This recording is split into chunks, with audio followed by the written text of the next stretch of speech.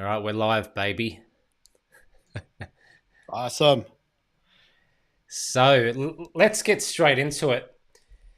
I've written here some questions for you. I don't know if you saw my Facebook post, uh, but I think there's a lot of people that actually need help with not so much their mindset, but um, and not so much about writing to-do lists, but there's a lot of people out there that are just confused with what to do. They Mhm. know what to do, they just don't do it, and hence why I want to be talking about accountability. Like writing stuff down the night before. You can go into more detail on that. So, question one: how should someone start their day for success? So, clearly, everyone's different. What advice can you give a content creator or a business coach that wants to go from zero to seven figures like you have? Right. That's a great question, Alan. So the best answer I can give is don't start your day the day of. Your day needs to start the night before. In fact, your day for the next day needs to start during your shutdown ritual from your previous workday. So what I mean by that is, I've taken this principle from the Jewish calendar. The Jewish reckoning of time in Orthodox Judaism is to reckon from sundown to sundown, right? So that's a day. So instead of at midnight we start a new day, it's if the sun goes down at 6 p.m. tonight, that starts the next day, and that goes until the sun goes down the next day. So in productivity and in business, we have to really operate that way, because if we want a good day tomorrow, if we want to be able to get up refreshed, ready to check off those to-do lists, ready to do and know what we're supposed to do, we have to start the night before. And that starts with our shutdown ritual from our business. So I'll give you an example of what I do. When I shut down, I the first thing I do is I go through my messages. I don't check my email all day long until the end of the day, and my clients know that, and people who work with me know that. That way, I don't have open loops throughout the day that distract me from the most important things. So I check my emails first. I do a little triage there of what I need to do. I put down the important stuff on my planner for the next day. If it's a 30-second answer, I shoot off an email real quick. But that's how I start. Then I do one final check of social media and Facebook Messenger, those types of things. And then I plan my day for the next day. After getting information from those sources, then I start to fill in my planner for the next day. And I only put three big items, only three things that are going to move the needle forward. And those things are all about moving the needle forward. The rest of it goes in secondary tasks, and those secondary tasks are absolutely optional. That means that they are not the most important things for my business. Then I do a 30-minute meditation. Now, you and I, we're probably talking to a lot of people who are working from home. So there's a difference between somebody who works in an office and they commute and they've got 20, 30 minutes, maybe an hour to kind of decompress, listen to some music, unwind, so that when they get home, they're in family mode, they're in home mode, right? They're in ready to relax and get ready for the next day mode. For us as entrepreneurs that work out of our home, it's literally like, for me, it's literally walk out of the studio, walk up the stairs, and boom, I'm there. It So I get a 30-second commute. So I do a 30-minute meditation. That helps me transition. It helps me to close out the day and helps me to transition to the evening.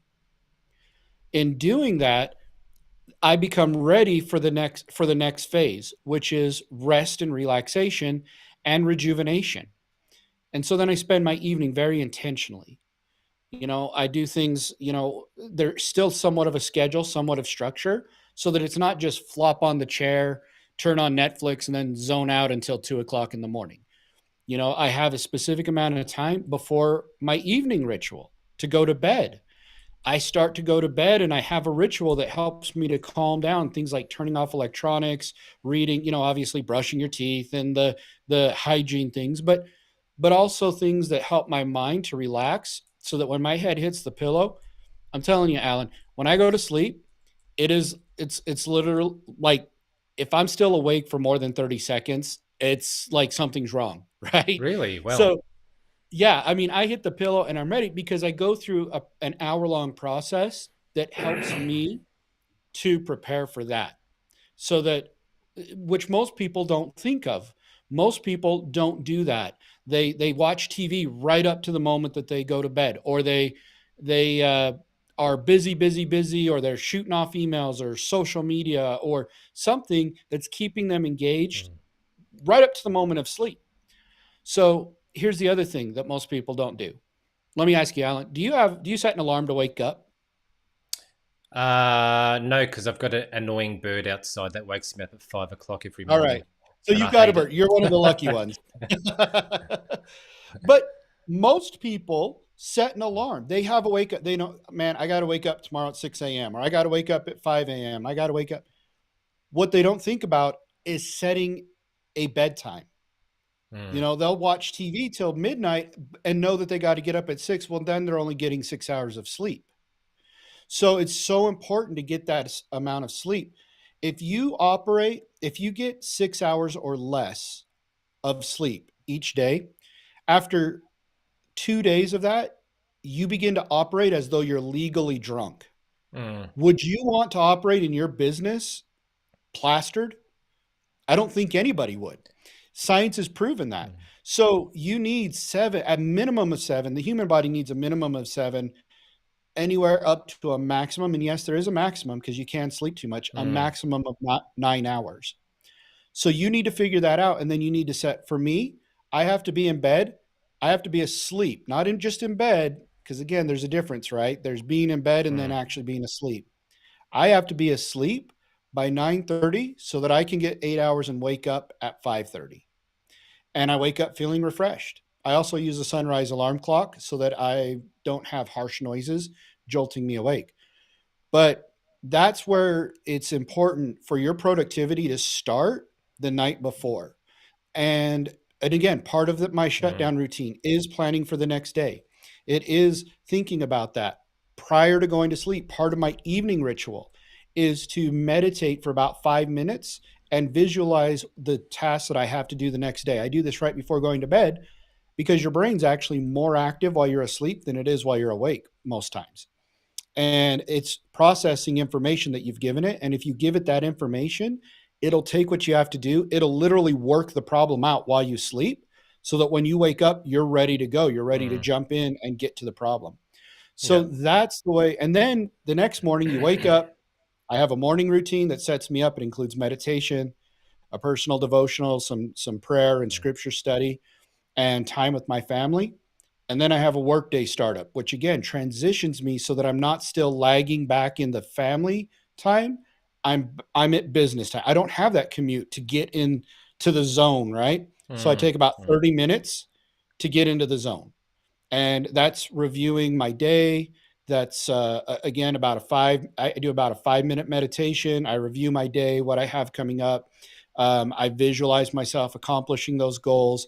I add anything to my planner that needs to, or make adjustments to my planner, and then I get started.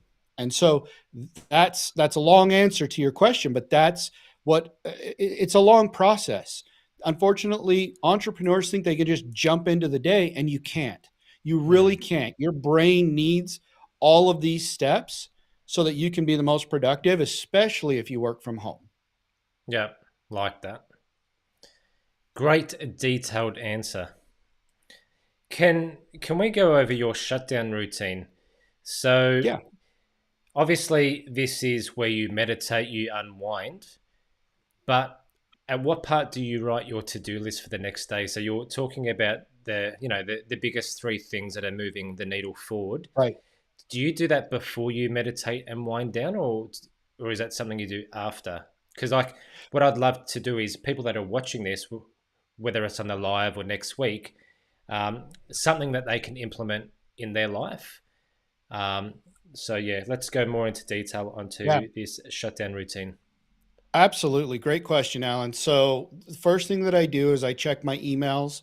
Like I said, I kind of triage them where if it's something that's going to take a little more effort, I write it Mm, down, I notate it into the notes part of my planner. I don't actually plug it in yet as to whether it should be one of my big three or whether it should be a secondary task, but I write it down. If it's something that can be answered with a quick, 20-second message, I just respond immediately. That takes me about 15 minutes. Then I go through social media for about another Mhm. 15 minutes.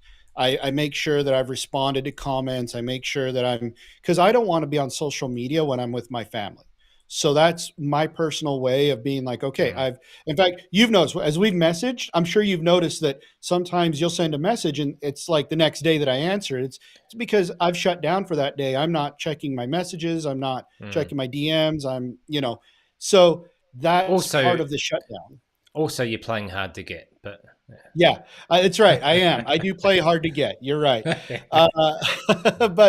But so I check. So I spend 15 minutes on email, 15 minutes checking Mm. my Facebook, Instagram, YouTube comments, anywhere that people might comment or message me, Yeah. just to make sure that again. And if it's something that's more in depth, it's going to take more time than 30 seconds. I write it down in my notes. If it's not going to take more, I immediately respond. However, I don't get into conversations during the work. If I respond and then Mm. somebody immediately responds, I already gave you my response to that thing. You're just going to have to wait till tomorrow. I also do social media during my workday so that people aren't ignored entirely. It's just this is part of my workday shutdown. After that, so that's about a half hour. Right at the tail end of that, well, so social media is probably about 10 minutes. And then take about 5 minutes because I already know what projects I'm working on. I already know what Mm. major steps I need to be taking. So I take about 5 minutes to review those projects, look at what I need to do the next day, look at my notes. Who do I need to respond to? What do I need to do? And then I determine what my big Mm. three are. Now, that being said, my big three, sometimes one or two of them doesn't even have anything to do with my business. It might be, okay, looking at my calendar, tomorrow I got to take my daughter to the doctor.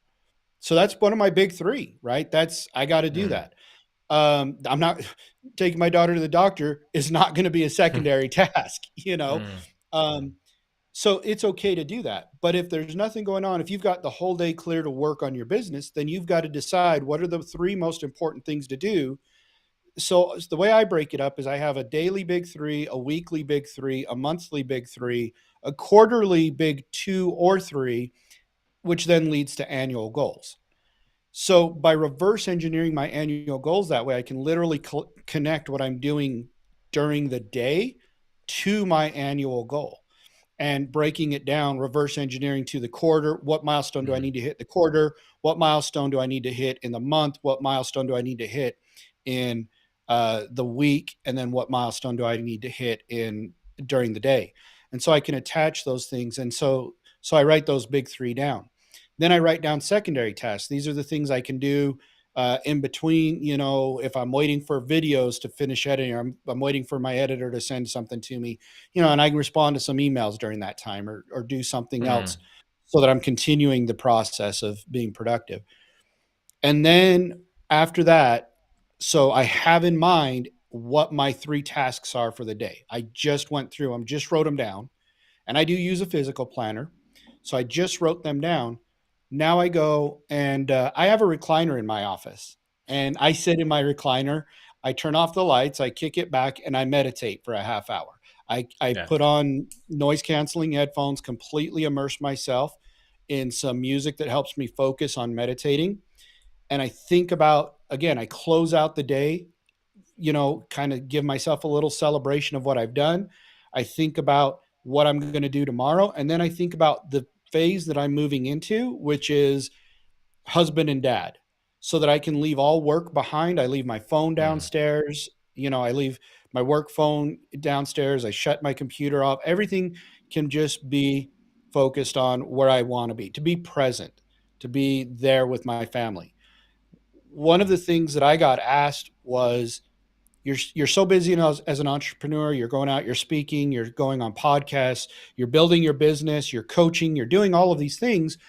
How is it that you can still have a close family? And I said, because when I'm with them, I'm with them. Mm. And so that's part of my shutdown ritual. end of day ritual is to make sure that when I'm with them, I am with them. I'm not still thinking about work. I'm not still talk. I don't talk about it at dinner. After work, I don't think about work. I don't read. I even read different books. So during the day, if I take a break, I read a business book because I love learning Mm. and growing that. In the evening, I read an entirely different type of book, whether it's fiction or maybe it's not fiction, but it's just not in the vein of business. Maybe it's a spiritual book, it's a meditation book, something along those lines. Mm. But I take those, so I separate my life.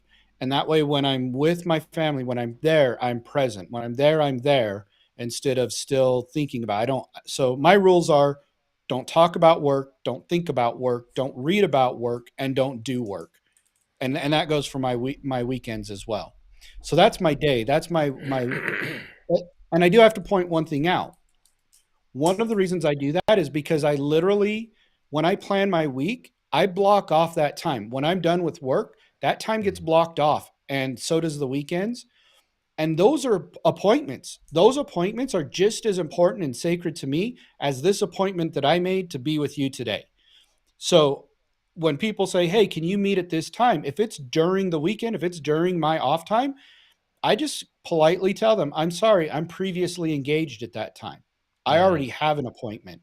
And it's not lying. The appointment is with my wife, it's with my children, it's with it's with myself, if it's self-care, if Yeah. it's just spending time with myself. And so I need I need to emphasize that when you're planning your week, the first thing you've got to do is you've got to have a set shutdown time for work, and then that's got to be it. There's no violating that. Mm. Yeah. Nice. You're talking about having a physical diary, and that was one of my other questions. So productivity, there's a lot of planners out there, online planners, Notion, Airtable, ClickUp, Monday.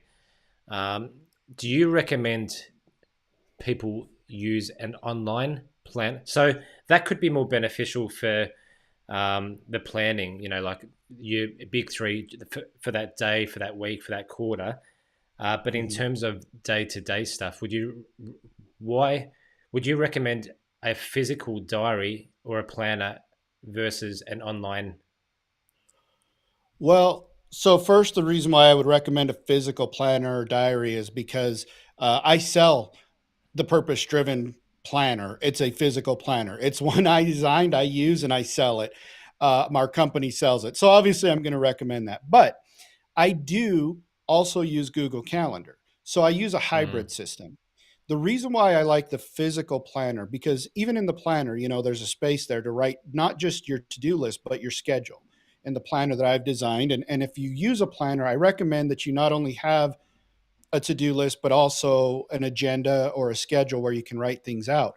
And the reason why is because science has proven that there's a connection between the brain and the hand. And when Mm. we Mm. actually write things out, even more so than typing things or clicking them into our phone, when we handwrite things out, they sink into our brain more, which gives our brain, if we write down the three things, like I said, if we write those three things down that we need to do the next day, our brain immediately from that moment starts working on it subconsciously, working on Mm. how is the most effective way, the most efficient way to do that.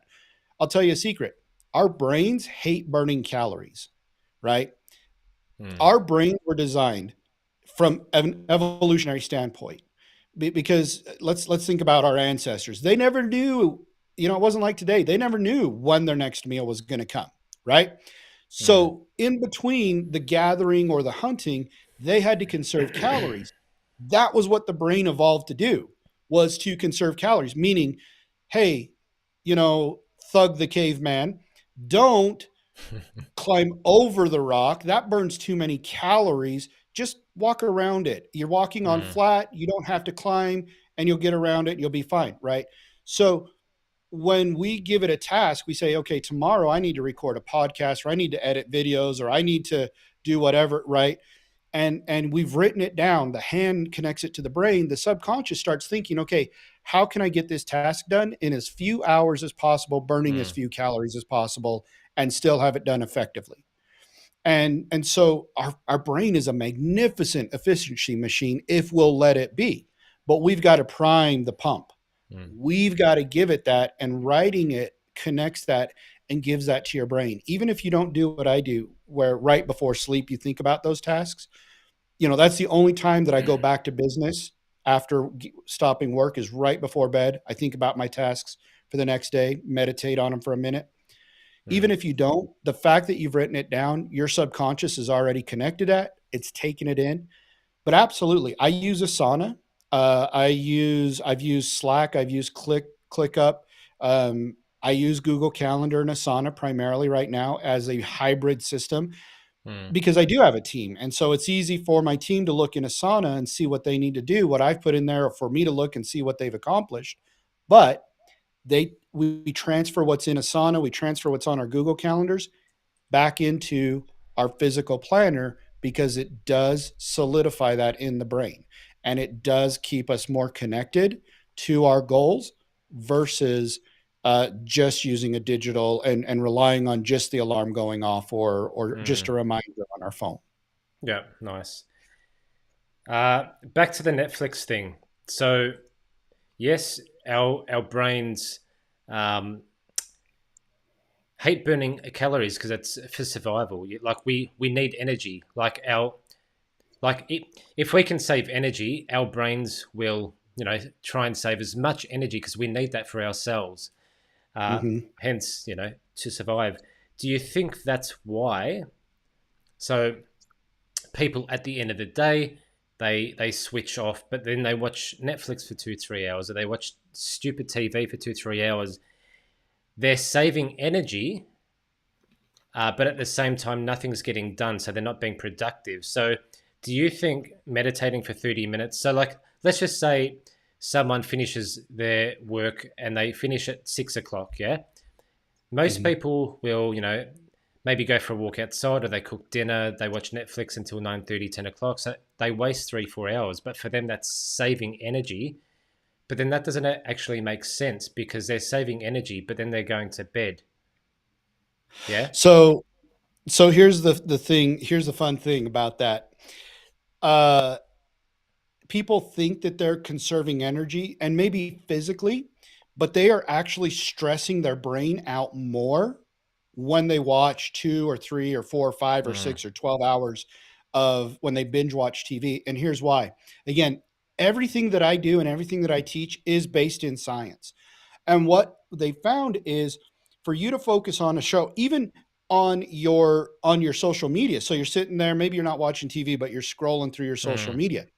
What happens is you're stressing your executive function.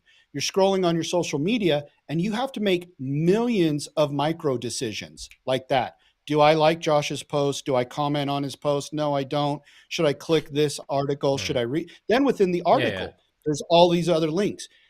Whether you know it or not, your brain is making these decisions. You're getting Mm, what's called decision fatigue. So instead of resting your brain by doing that, you're stressing it. Same with watching TV. Your brain, for you to really focus, deep focus, it takes about 25 minutes, which is why multitasking is such a horrible thing because there's really no such thing. It doesn't really make you more productive and it doesn't make you more effective at doing good work because it takes you about 25 minutes to really get into the groove of what you're doing. So, that being said, you watch a TV show, the average sitcom is about 20 minutes. So just as your brain is really starting to get into it, it switches to a whole nother storyline. Or say you watch something for 40 minutes. Great. Now your brain's gotten into it. It's into it for about 20 minutes. Then you got to switch to another story or, the next episode, which might be still the storyline, but it's not a great, it's still switching, right? It's still mm, bringing your brain, making your brain have to jump, whether it's for a week or whether they do a flashback or whatever, you've got to catch up. So then it takes 25 minutes. Well, all this time, your executive function is just going absolutely nuts. That is why when people binge watch, when all they do on the weekend is just sit there and watch TV, they dread Mondays. That's why they're mm, tired on Mondays. That's why people, even if they go to bed at a reasonable time, if all they do is watch TV, that's why they're more tired in the morning. Their brain is tired, which then communicates to the mm. body, I'm tired. So your body responds thinking, oh, I'm tired, right? Your brain dictates what your body does. So if your brain's tired, your body will be tired. That's Yeah. why it's so important to do something different. If you've been sitting in front of a screen all day, don't sit in front of a screen. At least Mm. not all night. You know, my family, we do like to watch like uh we'll stream an episode of something, but it's like an episode, right? The rest of the time we're getting dinner ready, we're engaging with each other, Mm. we're talking about how our days went, and preparing for the next day, and making sure homework's done, and going for walks when the weather is good, and when the weather's bad, watching the snow. That's right now it's snowing, watching Oh the well. snowfall, Mm. things like that. So that way we're not stressing our executive function, because we've already stressed it Mm. all day long doing work, doing knowledge work especially, and we don't want it. We want to give that part of our brain a rest. A good rule of thumb is, if you work with your brain, break with your body. Do things with your body, whether it's going for a walk, even just looking out the window, or Mm. meditating, or doing some yoga, or sitting around. Maybe you're sitting but you're talking. Okay, that's doing stuff with your body instead of doing stuff with your, if you want to give your brain a break. Watching, scrolling through social media, watching TV, they call it mindlessly, but it's not mindless. Your brain pays attention to everything. Mm. And when you're more focused on that kinds of stuff, you're stressing it. And science has proven this over and over again, and it's becoming more and more clear that that is why people are tired.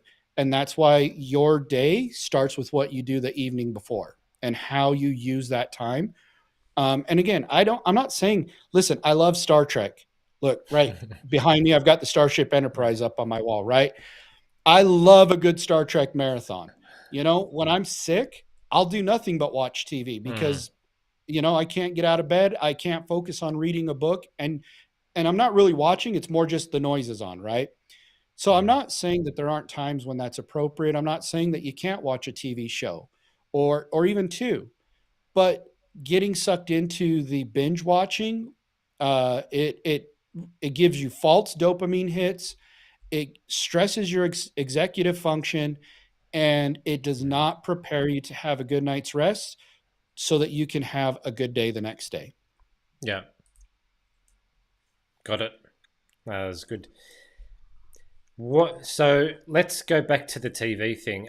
So again, 99.9% of people watch TV in the afternoon. Yeah. There's like Mhm. very rarely someone's going to sell their TV, or not watch it completely. So I'm guessing that people are addicted to that stimulus of, uh, and more importantly, habits. Yeah. So Right.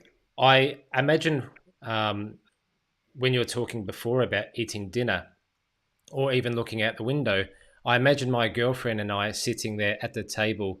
Usually we watch TV while we eat dinner, but then it's like, well, if you really want to condition your brain, you turn the TV off. But then it's boring not watching TV. But that's a habit because we're so used to stimulating our brain, getting that dopamine, Yeah. that once you take that away, so how can we stop? Um, well, let's talk about stimulus addiction. So that's basically dopamine addiction, yeah. Mhm. But how can we? So if a business coach or a content creator, small business owner, they want to be more productive in their business, how can they go from watching TV at night to not watching TV? Like, what do they need to do to slowly retrain their brain? Right. So that's a great question. I get that all the time. What people think is that they need to just stop, and that doesn't Mm. work. Um, so, a lot of my principles I also relate back to biblical ideas. And in the book of Isaiah in the Bible, they're talking about the peace that'll happen during, the second coming of Jesus, and that they will beat their swords into plowshares. So it's not just enough that they laid down their swords. It's they had to take that weapon of war and transform it Mm. into something useful. They had to fill it, that void, right? They had to fill, they're used to holding something in their hand, They had to fill it with something. So, we went through this with our kids. I mean, we were the average American family. We watched TV while Mm.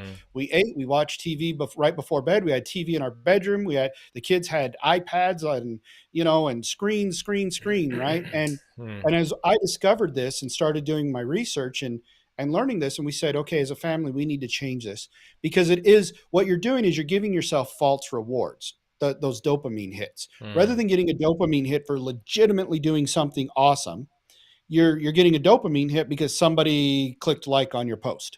You're getting a dopamine hit because something was funny on TV, or you get addicted because, again, they know the formula, right?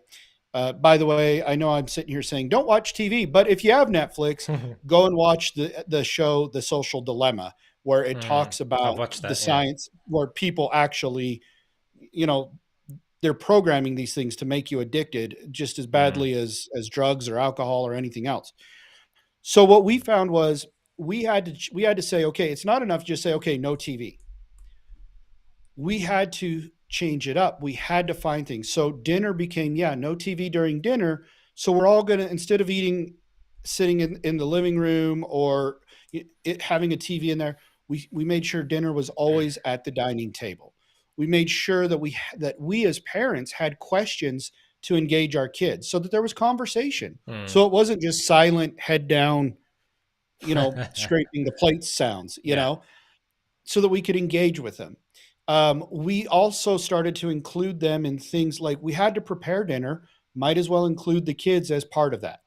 We started to actually expand some of their chores, which you would think, oh man, you're expanding chores, but they actually loved it in the sense of giving them a little more responsibility. Say, hey, we trust you more. So, Mm. yeah, you can take the dishes, especially the little ones, right? They love that. Oh, I can help mommy, I can help daddy. Mm. So we engaged them with just what we were doing naturally. But also, once dinner's over, again, we filled it with different things like story time. We bought a ton of books, and we read the books to them. We filled it with things like puzzles.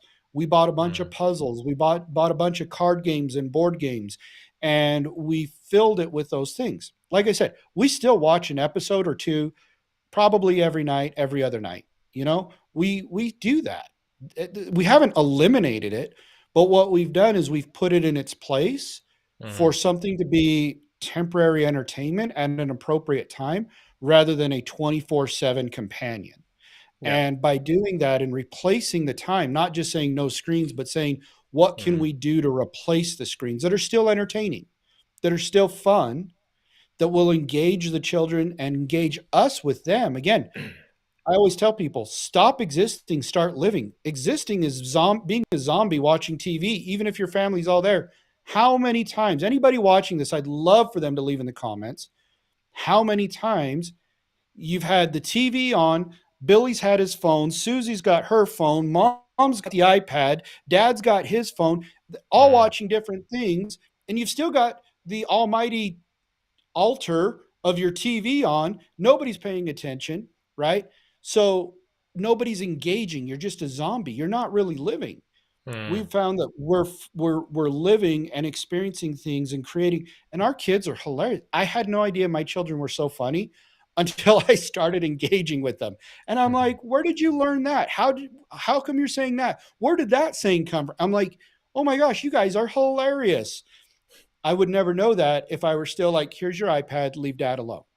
And Yeah. so that's the idea, is it's not so much of just saying, well, don't do it. Let's just stare out a window. I mean, again, if Mm. we're looking out the window, it's because there's something interesting. Hey, it's snowing. Let's watch it snow. Let's, or look, there's something going on out in the neighborhood, or we go outside, we sit on the porch, we let the kids play. We got a whole playground in our backyard. We bought a Mm. playground, put it up in our backyard so our kids have something to do. We have bikes. We have a lot of things that, instead of spending money on a Lambo, I've spent a ton of money on children's activities, but so that way they've got something to replace that screen. Yeah. What What's your advice on someone who is single? Um, yeah. So I think having kids is easier because like Right. you're the father. You can say, how was your day at school? Like you've got a few things to talk about. But a lot of business coaches and content creators are either single or they have partners. But specifically for someone who's single, um, what do you recommend they do?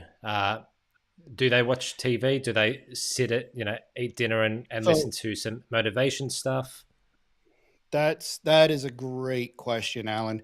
My business partner in the Purpose Driven Co. He's actually single, no wife, no kids, Mm, um, and work. And I mean, let's face it, as entrepreneurs, we love what we do. Our businesses mm, oftentimes are our babies, yeah. and we could spend all day working on it. Mm, It'd be counterproductive. And again, I have the science to back that up, but we could without any regrets because we love it. mm, But this is where, as a single person, you've got to make it a point. I'm going to stop working at this time. And again, I am going to do things after work, whether that is making plans. And that's part of being intentional. You have to make plans, mm, right? I'm going to call on Sunday this friend and this friend and this friend. I'm going to make plans for Tuesday, Wednesday, and Thursday nights, or for this next weekend. I'm going to make plans. So making plans to go out to be with your friends, making plans, even if it is going to the movies, but you're mm, out and about and you're socializing, right? Um, so being intentional about your plans. Let's say you don't have that. You're just sitting there, you're alone, you're in your apartment, your house, and you don't have friends, or you haven't planned anything for that night, or plans fell through. That's fine. That's why you want to find things that interest you. That's where the hobbies come in.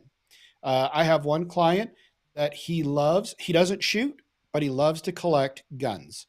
So his thing, when he's alone, he's single, he can spend all kinds of money on this hobby. mm, He loves to clean these guns that are literally just sitting on display. mm, So he does that. He cleans his guns. What is your hobby? Is your hobby mm, puzzles? Is your hobby, and this is where living a well-rounded life. If you don't have a hobby, if you can't readily identify something you enjoy doing outside of work, then you need to take a step back. You need to become the observer for a moment mm, and think back in your life. What were some things I used to enjoy? Some people love running. You know, I I have one client, she trains for marathons. Like that's her, she's mm, single. She gets done with work, she goes out and trains. No matter what the weather is, she's going to go run for 2 hours.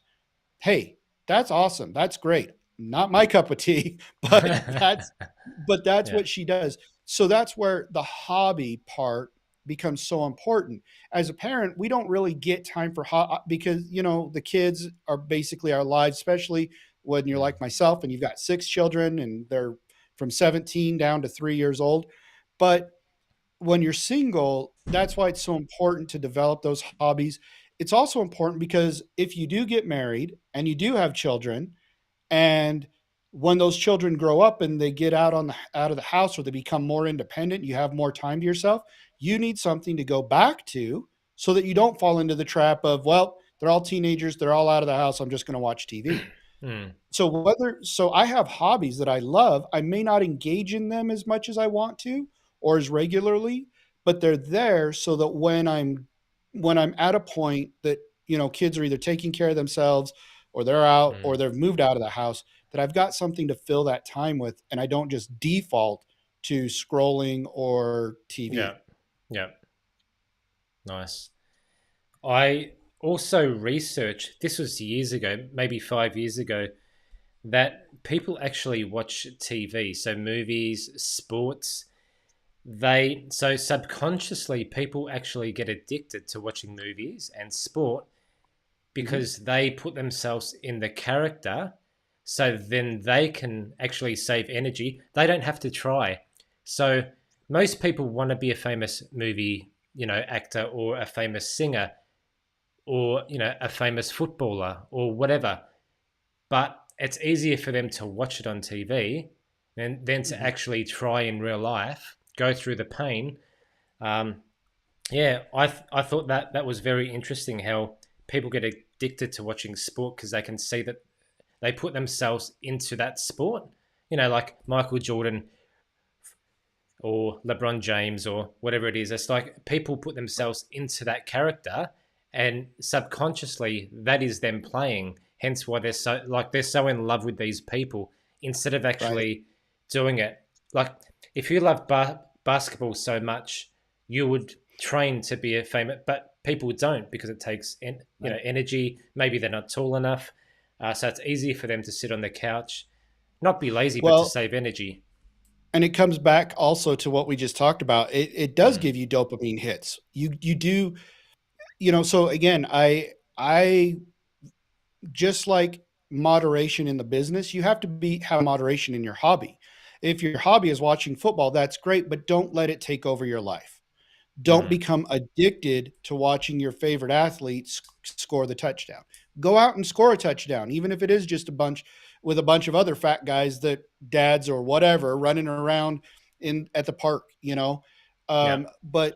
But that's the problem is you're absolutely right. People live vicariously through these other people. They get their dopamine highs from their wins. They get their Mm, anger from their mm, losses as if they were the person because they have lost that balance.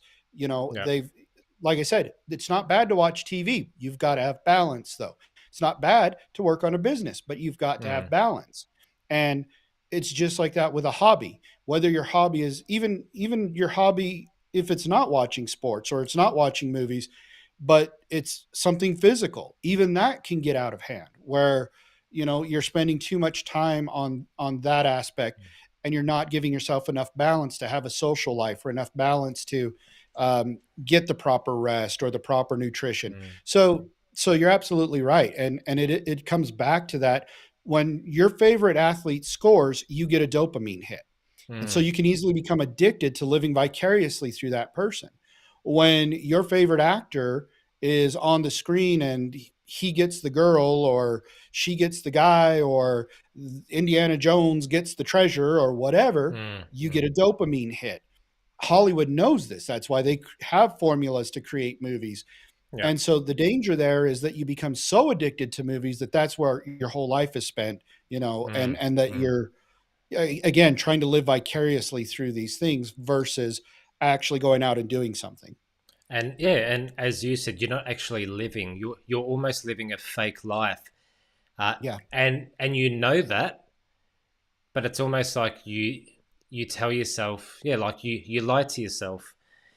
Yeah. All right, so let's finish off with some accountability stuff. So, how can someone? So, like let's just say the people that are watching this, they do the shutdown routine. They meditate. They watch less TV at night time. They do everything that you've suggested. Because obviously that's going to help them with being more productive the next day and getting more stuff done. How can someone be more accountable? A lot of people work from home by themselves. They don't have a boss saying, if you don't do this by tomorrow, you're fired. So deadlines. Yeah. So how can coaches, content creators set deadlines and stay accountable when they are by themselves? Right. That's a great question. And you're absolutely right, is you don't have somebody looking over your shoulder. You don't have somebody telling you when something's due unless you're working on a project for someone else. Then they say, well, we need this by this time. And okay, great. So you have that deadline. So what I've found for staying accountable, that's the other reason why I love a physical planner. Because when I Mm, look down at it, and I look at it throughout the day, it's so easy to just if you get a little notification on your phone, just a little calendar or even mm, Asana or Slack, it's so easy to just clear the notification. But something that's written in pen and something that's there in ink, you can't just delete that. And what happens is this is where the cognitive dissonance starts working in your brain. I said I was going to record 20 videos by the end of the day. I didn't do it. I spent the whole day scrolling on Facebook because you look at it, you go, no, I can't check yeah, that yeah, off. yeah. And then you know exactly why you can't, right? Mm, So having that, it's almost like a little accountability buddy kind of screaming back at you all day, like, hey, you've got this to do, because our brains don't like that. Our brains don't Mm. like that when we can't check something off. Our brains love checking boxes. Okay. So clearing an alarm, no big deal for our brain. But checking a box, if we don't check it, our brain goes, what what did you do, dude? Why didn't you do that? What, right? So you actually, your brain will keep you accountable using a physical planner. If you have to write Mm. that task down a second day because you didn't do it today or because you screwed around and didn't finish it, your brain's not going to be happy, right? It wants that checkbox. That means the next day it's going to be even more likely to keep that loop open saying, "Hey Josh, get to that task, Josh, get to that task, Josh, do it." And you're just going to, it's almost like you do have a little boss and you're going to be like, all right, I'm Mm. doing it. Right. So that's, it's interesting the science of the way the brain works. People say, well, you could just check the box or you could just ignore it Mm. anyways. Yeah, but your brain does, your brain knows, again, your subconscious, maybe your consciousness, you can ignore that, but your subconscious gets bugged and it'll keep bugging you and keep surfacing until you get that done. And so what you start to learn, you become trained to say, I don't like that nagging feeling. I don't like that open loop feeling. I don't like the feeling like there's still something I should be doing. So you get to it and you learn to get to it, that if it is written down in ink, that it gets done and you create the habit. But here's the other cool thing. Every time you do check a box, your brain rewards you. It wants that Mm. behavior. It gives you dopamine. So that's what I'm talking about. You can get false dopamine hits from these things, from your phones, where you, when you scroll and you get a little like and you get a little comment, that gives you a false dopamine. You haven't earned that, right? You haven't accomplished Mm. anything other than maybe shared a witty meme or a pithy statement. You Yeah. haven't earned that. It's a false dopamine. But when you check that box, you get a genuine dopamine hit and your body loves it, your brain loves it, and you want to do it again. It's the other reason why I only recommend three big things. Because if you approach the day with a list of 20 things, even if you did all 15 of them, Alan, if you did all 15, if you did 15 out of 20, what is your brain going to focus on? Mm. It's going to focus on the five things you didn't do, right? You're going to be bugged all night. Even if you got 15 out of 20, you should be celebrating. You got, you got three quarters of the way done, but your brain's going to focus on the five. That's why I only do three, because at the end of the day, you get a dopamine hit. I won. I did those three things. I won. I want to do three more things tomorrow. I want to do three more things the day after. You keep wanting to do it. But if you don't, if you screw around and you miss one of those three things, your brain's going to focus on that. And so it's going to bring you back around. The problem is people start every day with 20 and only get 10 Mm. or 15 done. So every day they're feeling like losers instead of feeling like, okay, I missed today, tomorrow will be better. And Yeah. that's why the three, there's that Nice. magic number of three, because if you miss one today, it's easy to get back on track with just three than to try to get back on track with another 20. Because then you start tomorrow with 20 and you got the five you didn't do today. So you got 25 and it just builds. See? So let's go deeper into that. So let's define what big is. So I'll give you an example. Let's just say I write down three things, and the big three things that I want to accomplish today is I want to film 10 videos, I want to do 3 podcasts, and I want to uh, send an email to this multi-billion dollar person. Yeah. And today happens, but I've only got time to do one thing because things go wrong. Like normal people, you put the camera on and you stuff up, you stutter. I stutter a lot because my brain is literally like this. I my brain works where you can literally think of 100 things at once. So, like, while we're talking about productivity and TVs, my brain at the same time is also thinking about the next question and then the next question. So, when I say one word, another word pops up, and I'm like, oh. So, what happens is when, let's just say, most people write down three things that they want to accomplish for that day, but they only accomplish one thing, then where does stress come into the brain where you're so disappointed because you know that you want to, like, that for you to reach that 7 figure mark, or, that 8 figure mark, you have to uh, go through these steps every single day to reach your quarter goal, your half year goal. So not doing these three big things, um, at what point does your brain come up with stress? And then when you're stressed, the next day, instead of starting with three fresh things, you're now trying to do what you did yesterday. So you're catching up, but as a result, you're stressed. And then as you're stressed, you want dopamine. So then you distract yourself, you start to procrastinate, and then you go. So yeah, I just want to get you Right. thinking. Absolutely. That's a great question. So the idea is your your big three should be the next smallest task you can do towards your weekly big three. So this is where a lot of people fail in productivity. They mistake tasks for projects. So they'll say one of their big three is to complete the landing page on their sales funnel. When really what and so then they think, okay, I can do that in an hour. And instead they spend all day on it. And so they also don't get Mm-hmm. copywriting done, and they don't get the email sequence done, right?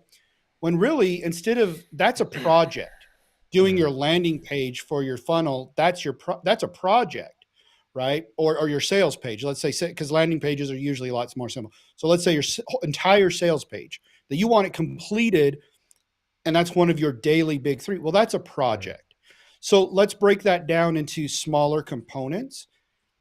Because if you actually break it down into smaller components, here's the thing I want people to understand: slow is smooth, and smooth is fast. So it may seem like you're going slow if instead of saying do a sales page as one of your big three, but instead you say, today I'm just going to write the copy.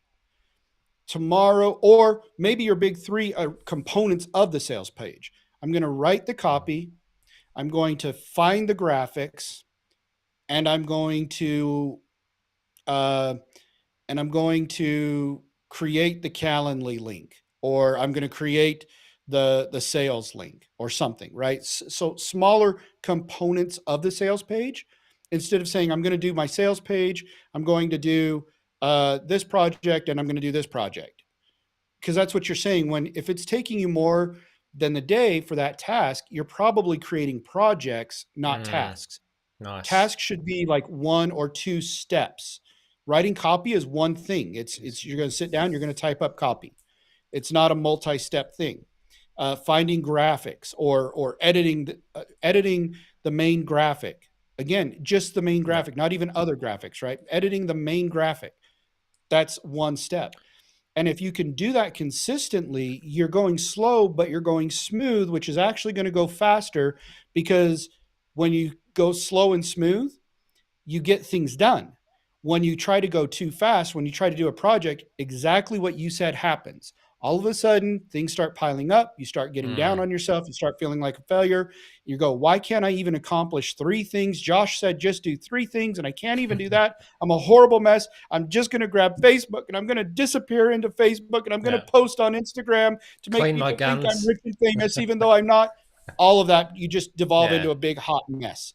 So that's why if you're struggling with that, take a step back. Again, become the observer, take a step back and ask yourself, am I scheduling projects for the day, or am I scheduling tasks? If there's multi steps to do this task, it's a project. So now Mhm. break that down into the smaller tasks and make those your big three for this day, this day, and this day. And by the end of the week, Yep. you'll have that Mm. project done. And then what you do is you recognize that, well, my sales page really should have been one of my weekly big three. That should have been one of my weekly tasks or projects, Yep. Yep. because it's going to take multiple days and multiple tasks. So if you do that and you move that up to your weekly, all of a sudden now you're feeling good, you're feeling on track, you're moving, you're getting your dopamine, you continue doing that. Mm. Yep. So that's why I say people mistake projects for tasks. And if it's taking you too much, or Mm. you got to do more than one or two steps, you're into a project. So would you? So let's break this down. Like I love breaking things down. So when I help my clients, I've come up with a thing called the breakdown method, where Mhm. you break down things. So let's just say you're coming up with copywriting, and you help LinkedIn coaches get clients. You list 10 things. So they could use Facebook groups. They could use Facebook profile posts, YouTube. And then what you want to do is you write 10 things down, but then you break those 10 things down 10 times. So, but then you do it again. So you start with one thing, but you come up with 100 different things that you can do. So similar thing to what you're saying here. Um, let's just say every Sunday. So I actually love what you said about the projects versus tasks. Never thought about it like that. I have, but not in that way, which is really good. So let's just say, and I want to break this down further, so people watching this are very very clear on the direction that they need. So let's just say someone's project is to create a sales funnel. That could take one day, it could take 5 days. We don't know. So that's one project. So I'm just going to write down sales funnel. The second project could be that they want to film 20 videos for social media to try go viral. Yeah. So I'm just going to write down viral. The third project could be uh, reaching out to people, you know, whatever it may be. So reaching out and getting clients. So that's your three big projects for the week. Yeah. So would you recommend writing down like one task per project per day, or would you recommend um, putting 2 or 3 days per project and trying to finish one project at a time? So, for an example, the the first project. So let's just say on it's Sunday today. For an example, it's Sunday, and I write down 3 projects, and my big projects are sales funnel, try go viral, and the third project is contact as many companies as possible. Yeah.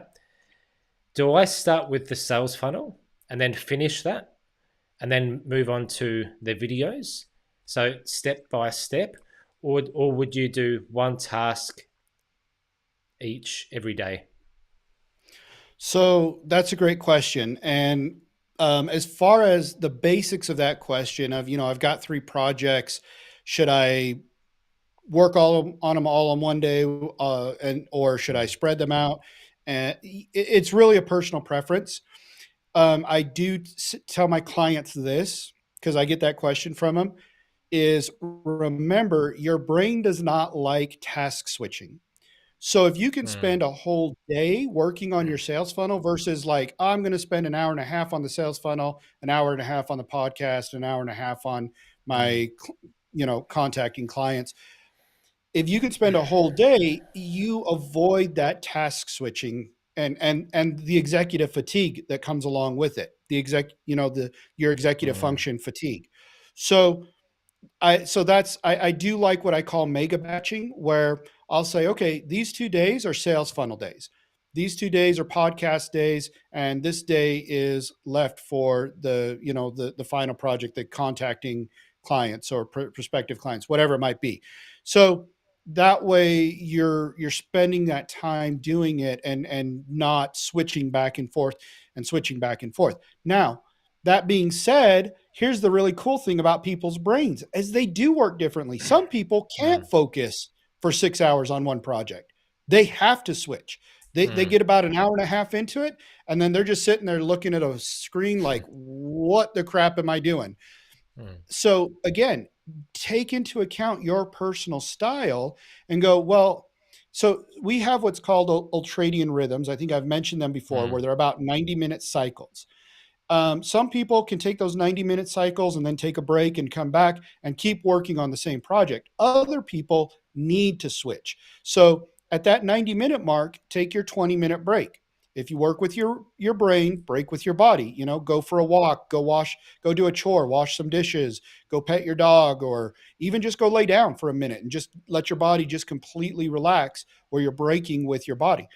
come back after that. If you don't want to or can't focus on that next task, then you're probably, or that same task, you're probably somebody who needs to switch to something else. Your body's refreshed, your brain's refreshed, and it's telling you, I'm ready for a different project. So then do that. That's the great thing about my Mm. productivity system is it's not this rigid, you have to, you have to, you have to. It's based on principles and it's based on science that you can take as an individual and you can say, I work better. I can't do this for 6 hours. There's no way I could focus on this for 6 hours, but I can do it for an hour and a half. And then I can do this for an hour and a half. And then I can do this for an hour and a half. Mm. So you've got to take that into account, your own personal way. And you've got to be cognizant. That's where you have to pay attention as the person, Mm. um, to what my personal style is. I am a mega batching person. I'm going to work on recording all day long on these 2 days. I'm that type of a guy. My partner is very much, I'm going to work on this project for a little bit today, and then this one, and then this one. And then I'm going to do that the next day and the next day until they're done. Mm. So it's just, and both of us get everything done we need to by the end of the week. So that's not that one is right or one is wrong. It is that Mm. the way our brain wants to work. Again, the idea of my productivity is don't fight it. Get into flow state. Don't fight what your brain wants. Work with your brain. It's like YouTube. Don't fight the algorithm. Work with the algorithm, right? Mm. And Yeah. you'll get the results you want. So it's the same concept with your brain. And so to answer your question, there's both ways you can do it, um, and it really depends on the way your brain operates. Love it. Love it. Let's finish off with your diary. So, can you send me a link? So, how can someone buy your productivity diary or your journal? Right now, so we just did some updates to it because we found some better ways of doing things. Again, I believe in staying on the cutting edge of science and practical methods. So we have taken our sales page down, but I will send you the sales page, the link, Mhm. but you can also find it at our website, the purposedrivenco.com. You can find a link to it there as well.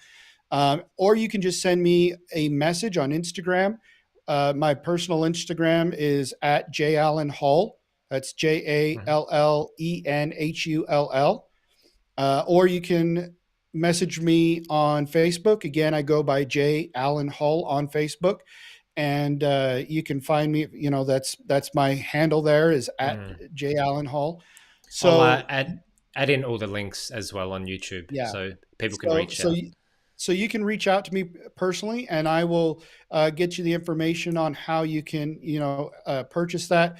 So we have two versions. We have a PDF version that you can purchase for 1995, and that's you just print it off. You can put it in a 3-ring binder. It's sized to be on standard copy paper. And then we also have for 49.95 we have a leather 6-ring binder style where it's printed on thicker paper stock, and it's bound. And then what the nice thing about that is then you can just order the refills. um, it's an A5 size, so it's the smaller size, more convenient size, and you can order the refills for that at a reduced cost, so that every quarter you can refill. So there's both options. We have multiple colors on the leather 6-ring binder, and it just allows you that flexibility to where again it's got pockets for your change and Mm. pens and all of the great stuff that's in there. But we really this has been designed from my specific experience. The other thing that we do is we give you a link to watch the training videos on how to use each section of the planner. They're 2 to 3 minute long videos so that you have instructions on how to use that planner to its most Mm. effectiveness for you. So again, that's the Purpose Driven Planner. You can go to the purposedrivenco.com. You can also contact me directly over social media. And once we re-release it, which we're going to do in March, so the perfect timing, we're going to be doing that right here in March. Now with the new updates, you'll get the newest version. There's no longer any of the old version available. So you'll get the newest version with the latest updates, the latest training, and be able to start implementing the things we've talked about today in your daily and weekly lives. That sounds brilliant. And how I see this as well, I teach my clients it's how there's something called the justify method, which I totally made up. But basically, if you sell something for $50, is that $50 going to help someone make $500? Or is that $50 planner going to help them get at least one client in the next 12 months? If that's the case, then it's worth spending $50 on a planner, because at the end of the 12 months, you're going to be more productive. You're going to be, like you're going to be more structured. You're going to make more Mhm. money. So it's clear to me that if anyone buys this planner, that they're going to make, more money, or they're going to get at least one client more. Absolutely. Yeah. The clients that we have, that's the first thing we start them on is that work directly with me or in our group coaching. We start them with the planner. And we have yet to see anybody not make progress with this system. It gives direction, it gives purpose, it gives clarity. And that's what you need as an entrepreneur. It Mm, keeps people from wandering off onto shiny syndrome paths, and that's what you need as an entrepreneur. And it gives you the step by step, literally helps you take your annual goal, break it down into the simplest steps. And when all you're focused on is the next right step, which is what this planner helps you focus on, all of a sudden you look back over the year and you go, holy crap, I got more done this year than I thought I would. Oftentimes we have clients have to either add annual goals or rewrite annual goals because they by mm, end of summer, beginning of fall, they've already achieved them or they've blown past them. And we say, well, then create a stretch goal. mm. So absolutely. This is the planner. This is the system I created that took me from being disabled, which we've talked about in another video, to where I'm at today. It's the system I use. It's the system my wife, my kids, they use it for school. They're all getting straight A's. This is a system for anybody who is looking to take their life to the next level. Whatever that idea of the next level is, we're not going to teach you how to build a business. That's not what I do. I'm going to teach you how to Mm. take what you're doing currently and do it better and faster so that you can do less while making more, so that you can succeed in business while winning at life. And that's really our Mm. motto. Brilliant. And I hope everyone who's watching this, the recorded version, is getting a lot of value from this. Did you want to meet up again maybe next week? We can talk about something else talk more about maybe your structuring to-do lists, like maybe give people a step by step. So like kind of what's Mhm. in your journal or your planner. Yeah. Um, but yeah, so I think that would really help people. So yeah, maybe Yeah. next week we can do another live and go from there. Absolutely. Absolutely. I would love to do that, Alan. I love meeting with you. I love our conversations. And so, yeah, absolutely. Well, let's plan on it next week at the same time and same place if that's good for you. Perfect. Perfect. All right, guys, we'll leave it there. Hope you got value, and we'll see you in the next video. Ciao. Thanks.